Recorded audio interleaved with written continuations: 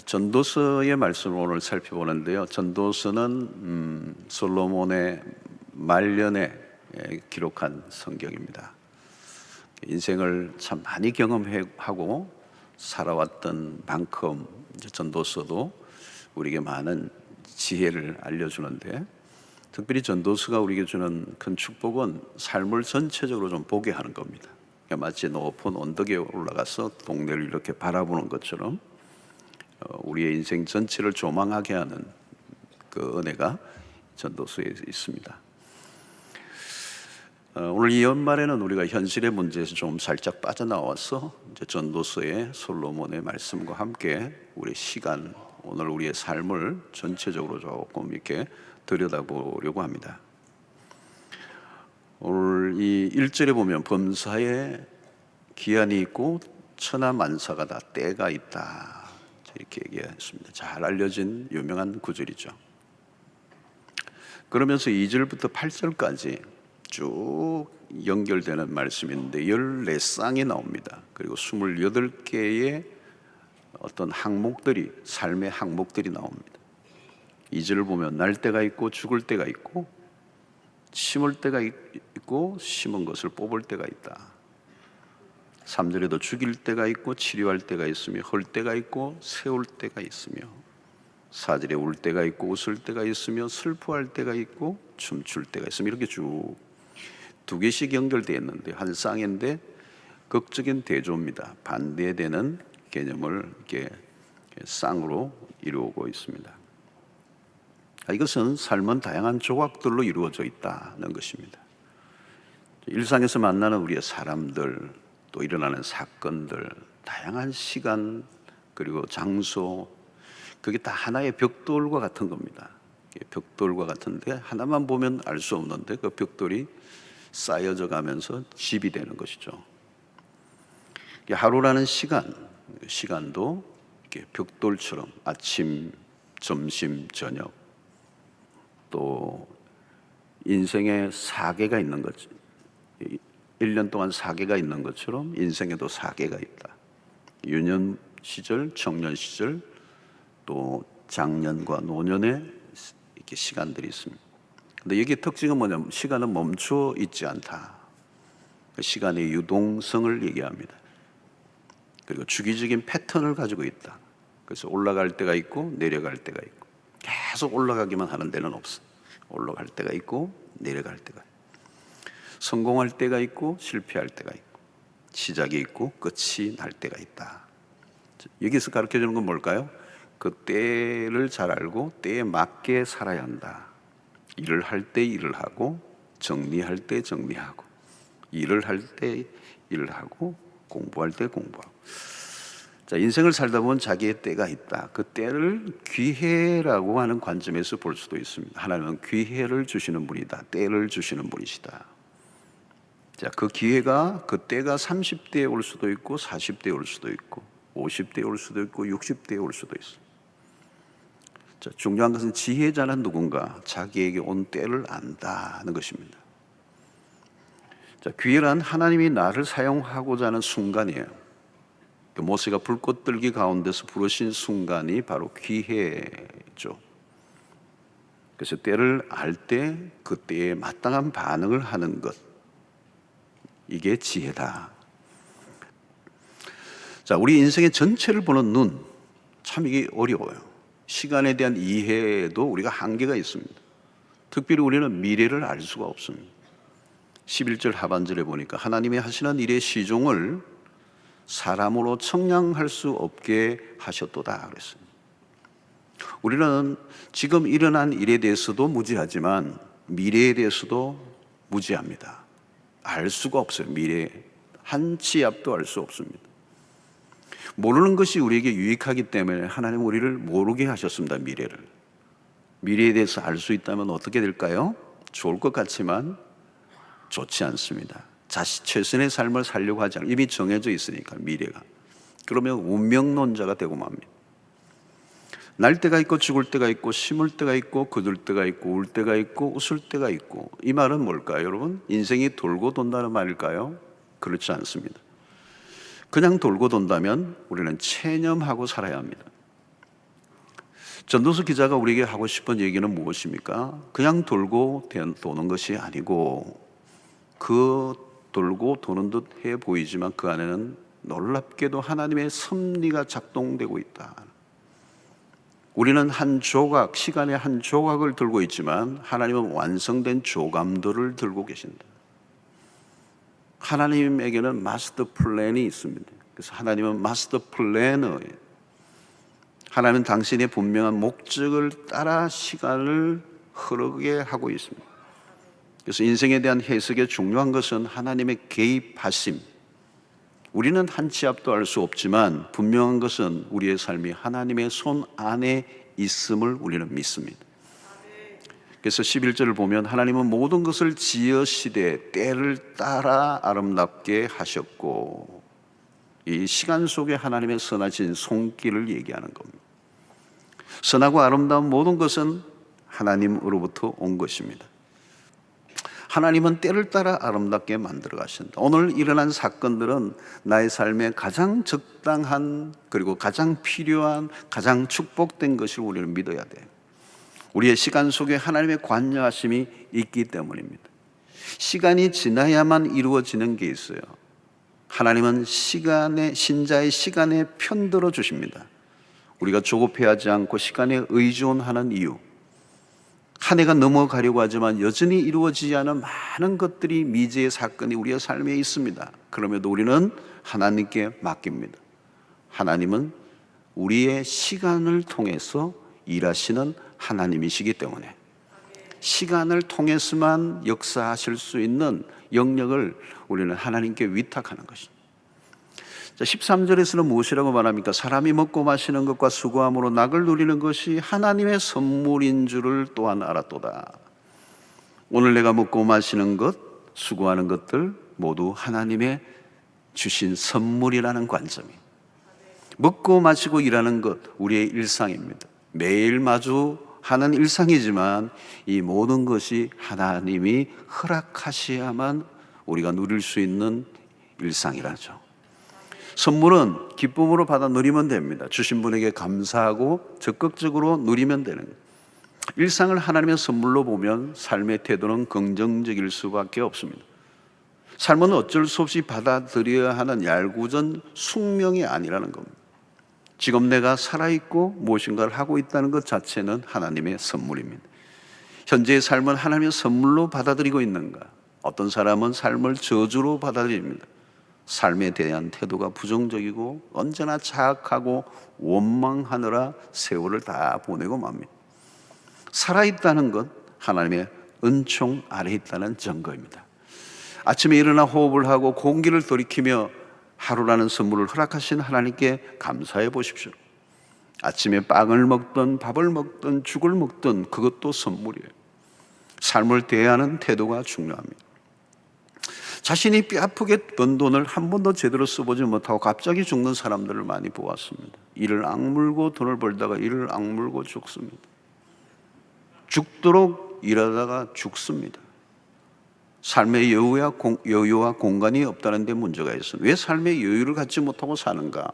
욕심 때문에, 인간의 탐욕 때문에, 내가 임의로 시간을 단축하려고 하기 때문에, 때를 내가 조종할 수 있다고 믿기 때문에. 가장 안 좋은 것 중에 하나가 조기 성공이라고 하지 않습니까? 임의로 때를 조정하고 통제하려고 하다가 낭패를 당하는 것입니다. 믿음은 하나님의 박자의 보조를 맞추는 것입니다. 삶의 주도권을 내가 가지는 게 아니에요. 모든 것은 하나님의 손길 아래에 있음을 믿고 하나님의 주권에 내 삶을 맡기고 순복하는 삶이 최상의 삶이요 지혜의 삶인 줄로 믿습니다. 자, 중요한 것은 일상의 삶에 대한 누림이라는 거죠. 하나님은 모든 것을 지으시되 때를 따라 아름답게 하셨다. 믿음의 눈으로 보면 모든 것은 아름답고 그 일은 나에게 적합한 것이라고 받아들여집니다. 오늘 나에게 일어나는 삶의 파편들 중에 하나도 버릴 것이 없다. 단 하나도. 이 때, 이 타임, 1분 1초, 한 조각, 그것도 생명이라. 한 조각으로만 보면 별것 아닌 것처럼 보입니다. 그러나 그 조각이 모여 나의 전 생애가 되는 것입니다.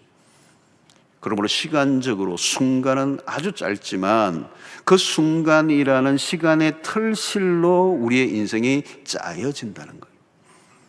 순간이 모여 영원이 되는 것입니다. 순간을 놓치면 영원을 포기하는 것과도 같습니다. 실패한 인생은 순간을 낭비해버린 결과입니다. 인생은 시간으로 만들어져 있습니다. 시간 안에서 시간을 어떻게 사용하느냐가 인생입니다. 하나님이 인간에게 공평하게 주신 것 중에 하나가 시간 아닙니까? 이 평범한 일상을 어떻게 대하고 있는가에 따라 이 시간의 개념은 달라지는 거예요. 무엇보다 주어진 환경과 순간을 부정적으로 보지 말아야 합니다. 봄은 봄대로, 여름은 여름대로, 비가 오면 오는 대로, 맑으면 맑은 대로, 추우면 추운 대로, 더우면 더운 대로 그 순간을 적극적으로 받아들이라.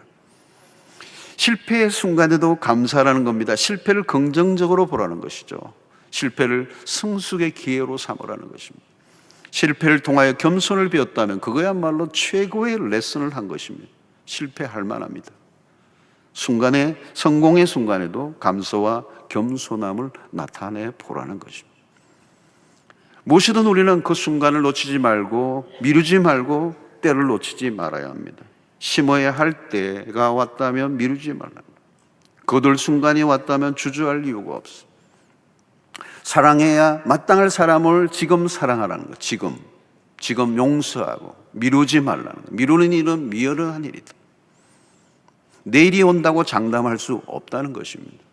그 사람을 떠나보내고 나서야 사랑하지 못했음에 대한 아쉬움을 토로하는 경우가 얼마나 많이 있습니다. 영원히 내 곁에 있어줄 사람은 아무도 없습니다. 그냥 있는 대로 할 수 있는 만큼 최선을 다해 사랑하는 것이 때를 아는 사람의 태도다는 것입니다. 대단한 사랑을 하려고 작정하지 말고 그냥 작은 사랑을 자주 하는 것이 지혜입니다. 작은 사랑을 자주 표현하는 것, 그게 지혜예요. 지혜. 나에게 주어진 시간과 건강이 있을 때 충성하는 것. 시간이나 건강이 주어지면 하겠다고 말하지 말라는 거예요. 그냥 주어진 지금의 조건을 최상으로 받아들이고 헌신하면 되는 것입니다. 언젠가는 아무리 내가 하고 싶어도 건강이 받쳐주지 않아 그만두어야 할 순간이 옵니다. 나중에는 내가 하고 싶어도 아무도 안 시켜줍니다. 하고 싶어도 할 수 없는 날이 옵니다.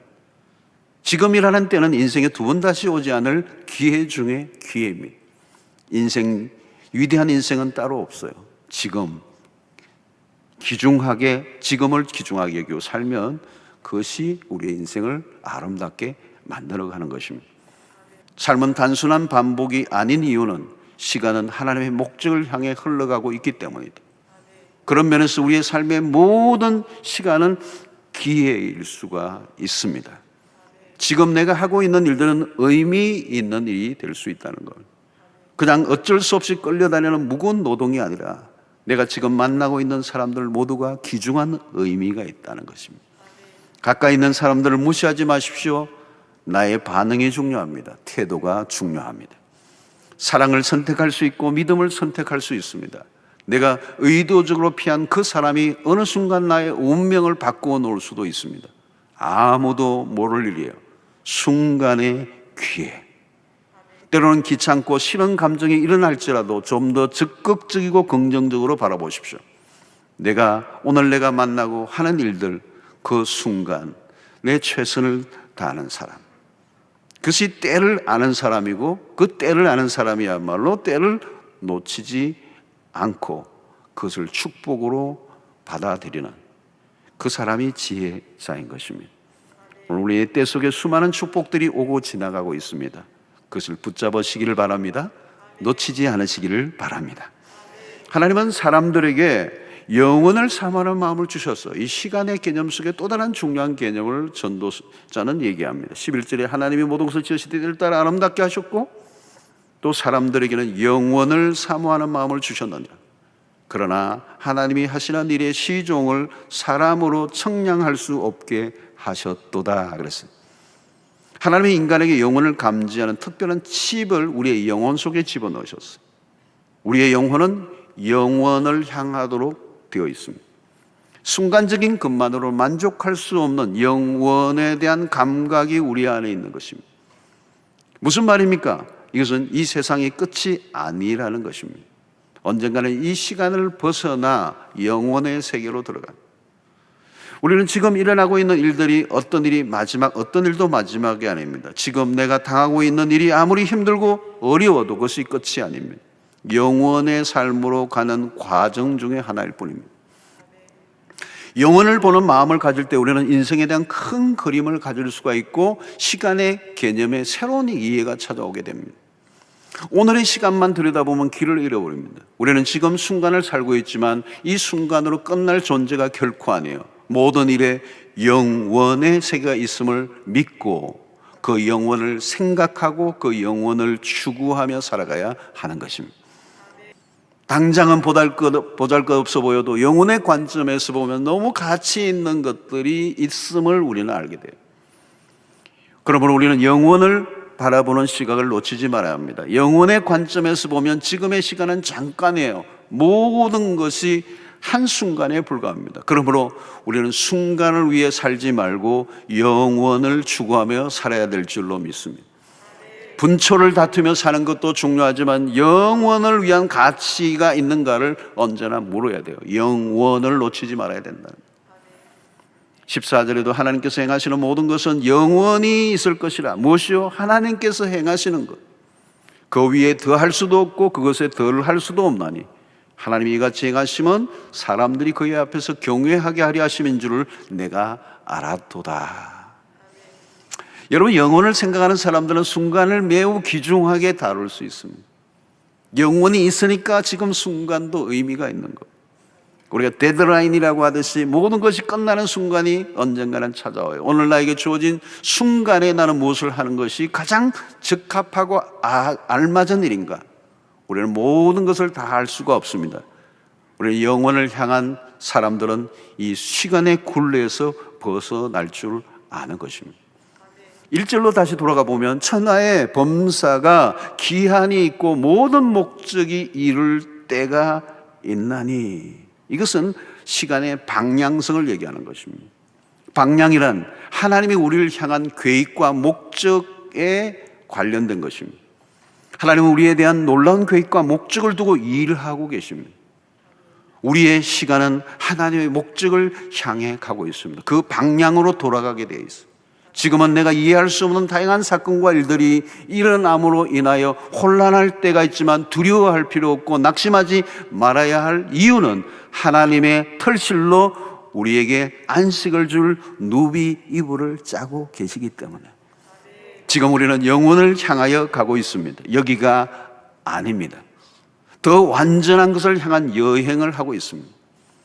영혼을 향하고 있기 때문에 지금을 좀 더 관조하며 바라볼 수 있어야 합니다. 잠깐 지나가는 그 숱한 것들 때문에 그냥 일희일비해서는 안 돼. 춤을 추면 안 돼. 우리는 하나님께서 우리의 삶의 타임테이블을 움직이고 계심을 믿습니다. 수많은 사건과 일들 속에 왜, 언제라는 질문을 던지며 절망하지 마시고 현재에 감사하고 최선을 다할 때 영원을 향한 여행에서 승리하게 될 줄로 믿습니다. 우리는 시간의 연금술사들이 되어야 돼요. 상황에 쫓겨다니지 말고 시간을 구속해야 합니다. 바쁠 때는 정신없이 살아가야 할 때가 있습니다. 그러나 어떤 때는 쉼표를 찍고 한감을 가지기도 해야 합니다. 여기서는 빠름과 느림의 조화, 아날로그와 디지털의 조화예요. 하나님이 모든 것을 이루신다고 믿으면 우리는 아날로그적인 삶을 살 수 있습니다. 아동바동하지 않아도 돼요.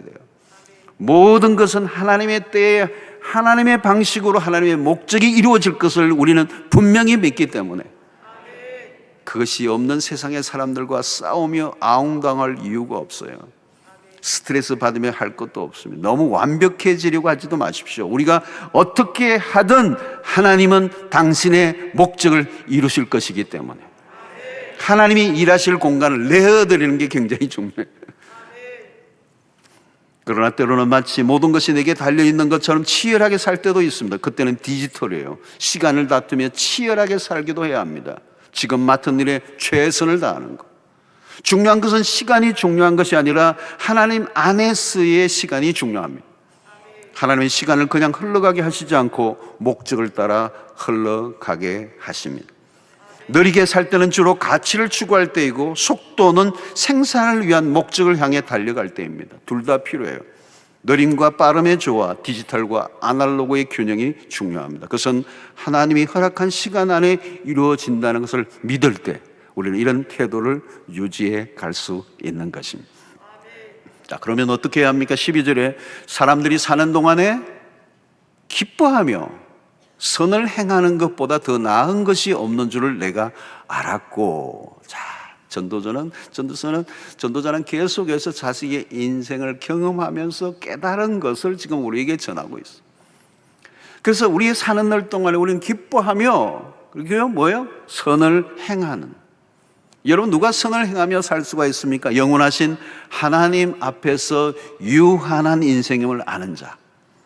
영원하신 하나님 앞에서 우리는 겸손해집니다. 쓸데없는 일로 인생을 낭비하고 싶지 않아지는 거예요. 죄 짓는 일로 세월을 낭비할 겨를이 없습니다. 자기 자신만을 위해 살기에는 삶이 너무도 존귀하기 때문에 시간을 선용해야 합니다. 세월을 아껴야 합니다. 악한 세상에서 시간의 강도떼들이 우리의 시간을 노리고 있습니다. 우리는 시간의 청지기들입니다. 우리는 하루, 일주일, 한 달, 그리고 1년이라는 시간을 하나님으로부터 부여받았습니다.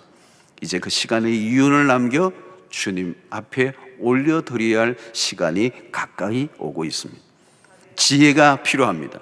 지혜로운 삶을 산다는 것은 때를 아는 것이고, 때에 대한 적절한 관점을 가지는 것이고, 그 관점을 가질 때 그 때에 가장 합당한 행동과 결정을 내리게 될 때 그 자체가 삶의 보상이 되는 것입니다.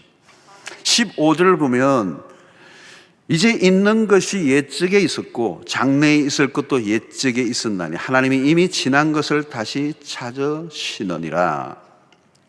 자, 우리는 언젠가 하나님 앞에 서는 날이 반드시 옵니다. 그리고 하나님 앞에서 우리의 이 시간을 사용한 것에 대한 심판을 받게 될 것입니다. 어느 순간 우리의 모든 행동들에 대해서 하나님이 회수하시는 날이 오는 거예요.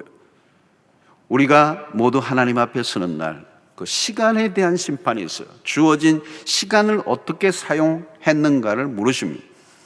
시간이 정해져 있다는 말은 죽는 날이 온다는 말입니다. 시간의 유한성입니다. 죽음은 언제든지 누구에게나 다가올 수 있습니다. 코로나 팬데믹을 통해서 우리는 더 그것을 실감하고 있습니다. 무엇보다도 우리는 주님의 다가오심이 가까운 때를 살고 있습니다. 종말론적인 시대를 우리가 살아가고 있습니다. 지금이 어느 때인가를 알면 삶은 지혜로울 수밖에 없습니다. 우리에게 주어진 날 수를 계수하는 지혜를 달라고 기도했던 시편 시인의 기도처럼 오늘 이 마지막 주일을 맞으면서 한 해 끝자락에서 이 한 해 살아온 삶의 모든 흔적들을 되돌아보면서 나는 시간을 던 자로 하나님 앞에 부끄럽지 않는 인생을 살았는가를 다시 한번 성찰하면서 또 다가오는 한 해를 바라볼 때 인생을 살고 난 이 지혜자가 우리에게 던져주는 시간의 관점을 다시 한번 새롭게 이해하고 다가오는 이 한 해 우리에게 주신 생애 최고의 선물로 알고 주어지는 그 시간 속에 최선을 다할 때 그 풍성한 삶을, 그리고 그 삶의 모든 순간이 하나님의 기회요, 그 속에 하나님의 개입이 있을 때 우리가 수고하고 애쓴 것 이상으로 놀랍게 응답하시고 풍성케 하실 하나님을 기대하며 또 한 해를 준비하는 여러분들 되시기를 주의 이름으로 축원합니다.